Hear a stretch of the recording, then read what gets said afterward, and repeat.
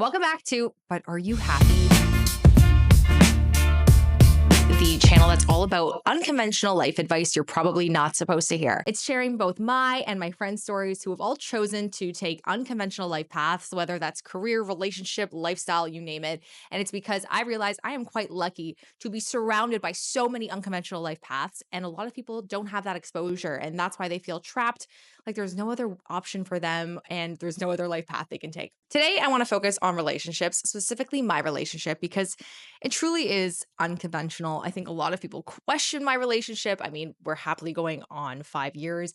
I don't speak a lot about my relationship, which I also think is why people question it. But that's kind of another piece of how we're pretty unconventional when it comes to our relationship. And I hope this finds people who are judged in their relationship.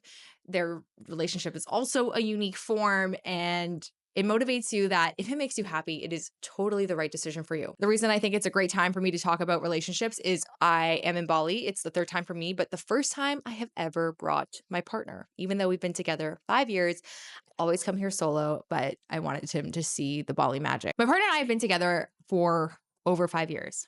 Wild. We have not lived together officially. Obviously, during the pandemic, we spent some time together. But the reason we have an unconventional life or unconventional relationship is because of one thing. We got lucky that we were raised in households with similar mentalities. And that mentality is nothing matters in your relationship more than your long-term goal being the same.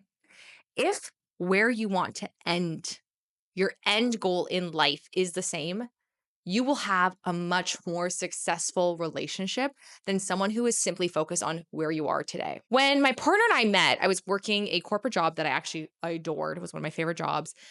He's always been an entrepreneur, so he's always been dabbling in a million different businesses. We were both kind of all over the place, but not in a negative way. We're just big dream chasers. And I think there's a common misconception that you want someone to ground you when you're a dreamer. But sometimes two major dreamers also are like a magical pair. We live 3 hours away from each other, which you're like, that's not long distance. But trust me, when you both have about 5 million things going on, having to leave on a Friday, drive 3 hours in disgusting traffic to be together for 48 hours. Also, like weekends aren't weekends. Like I'm an entrepreneur. I use my weekends to work on my businesses, my side hustles, my hosting of events. I don't really have weekends, and he doesn't either. So what does that mean?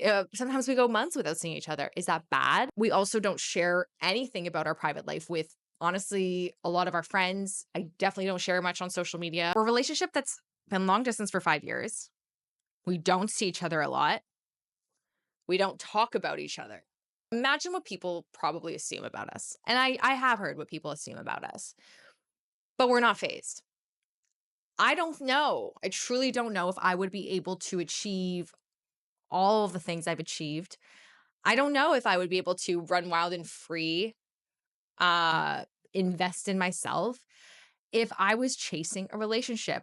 It is very normal to want a partner. It is very normal to want someone by your side. But I think we both know, as our parents raised us, that in the end, we both want the same thing. We're both working for the same goal.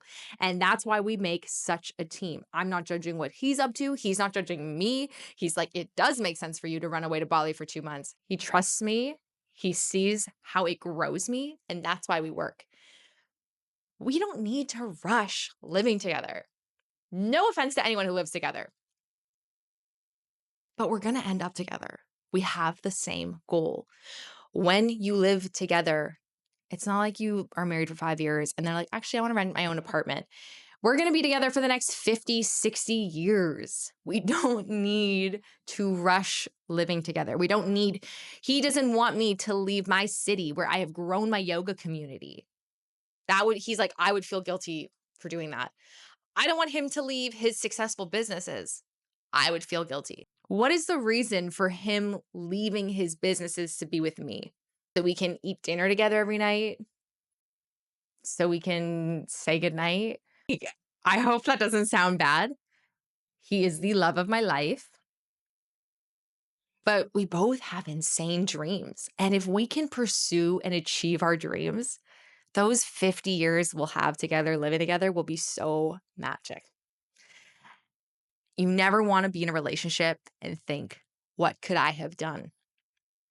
You never want to move somewhere for someone and leave you behind, because at the end of the day, when you leave this earth, did you fulfill yourself?